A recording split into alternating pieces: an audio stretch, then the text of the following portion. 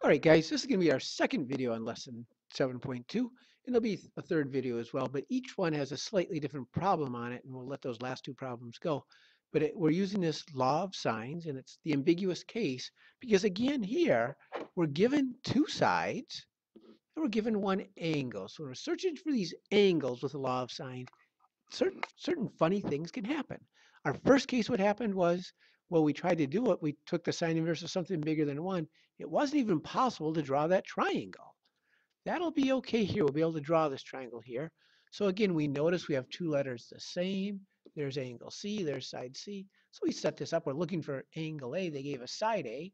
So we're looking for angle A. So I'm going to go with the sine of angle C, 52.3, over 59.8 equals the sine of angle A. I'm looking for that.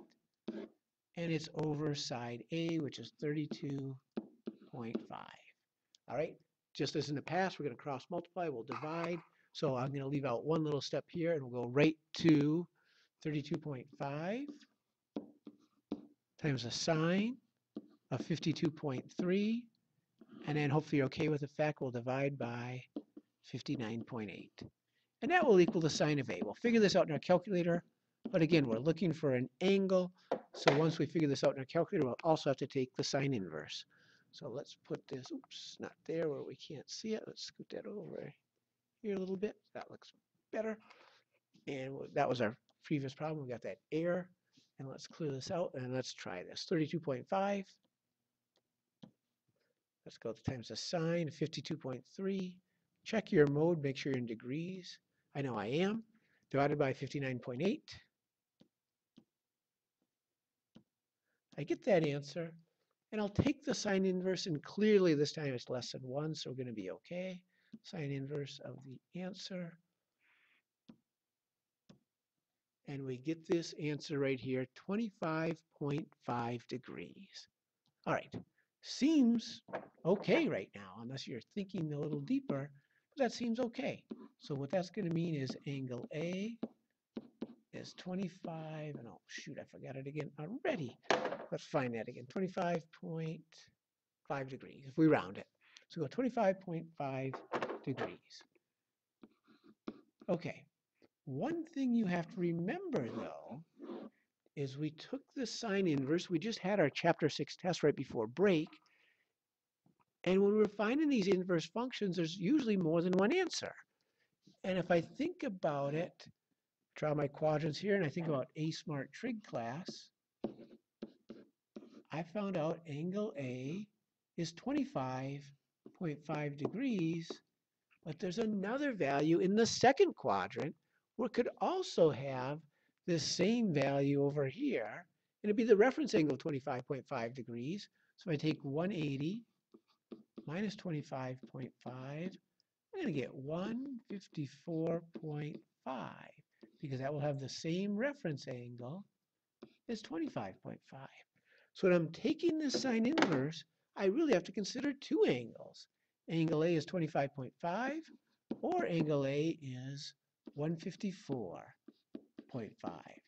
And this seems like a mess. It seems like, oh my goodness, there's two different values for angle A, so there's really two problems I have to do. One, when angle A is 25.5, solve that triangle. And the second triangle to solve is when angle A is 154.5.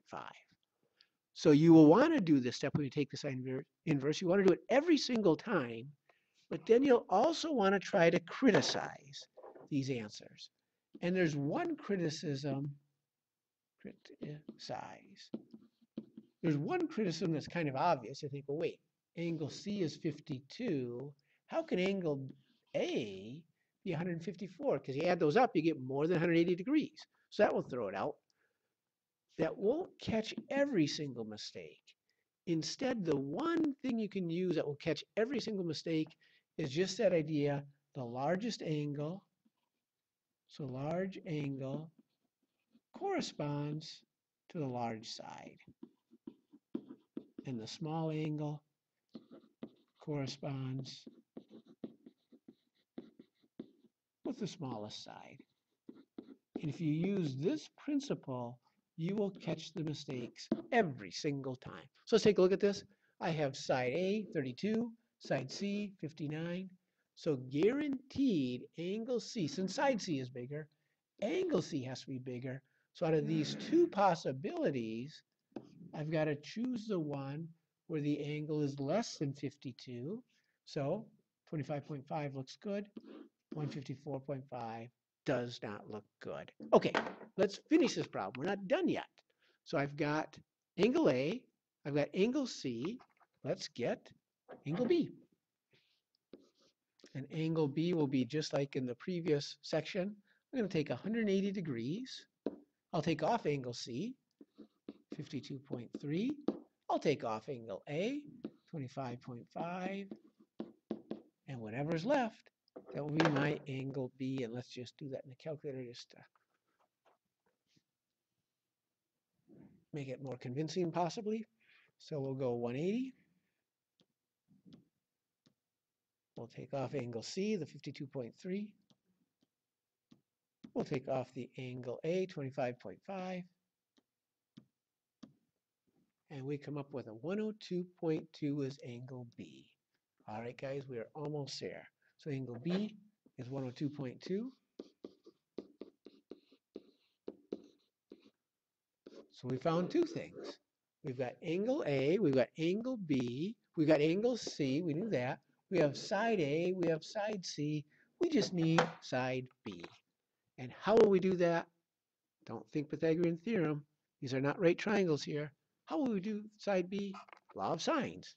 So let's go B over the sine of B. So the sine of 102.2. And again, since I'm looking for a side this time, I'll put the sides on top of the law of sines. And take your pick. I'm going to choose C because those were given to me, whereas A I figured out. So if I have a mistake, I might get another mistake, whereas C I know these are not mistakes, these were given. So 59.8 plus side C over the sine was at a 52.3. Let's just double check that and see. The sine of 52.3. How do we solve this? We cross multiply, we divide. So again, hopefully this makes sense. We'll have the 59.8. We take it times the sine of 102.2. We'll divide by the sine of 52.3. This time I'm just looking for the side. I don't need a sine inverse. I'm just going to do this calculation and get my answer. And let's see what that answer is going to be. Oops, let me shrink that down. Sorry about that. And scoot that over. Come on over this way. There we go. So let's go 59.8. I got the sine, 102.2. Close my parenthesis. I'll divide by the sine of 52.3. Close that parenthesis. And here is side B, 73.9 if I round it. So B equals 73.9. Doesn't hurt to just double check. Angle B was the largest angle. Is side B the largest side, 73.9? Yeah, it beats the other guys. So we've got our three parts to our solution. Angle A, angle B, and side B. We have finished our second example. The third example will be the trickiest one of all, but we'll save that for the next video.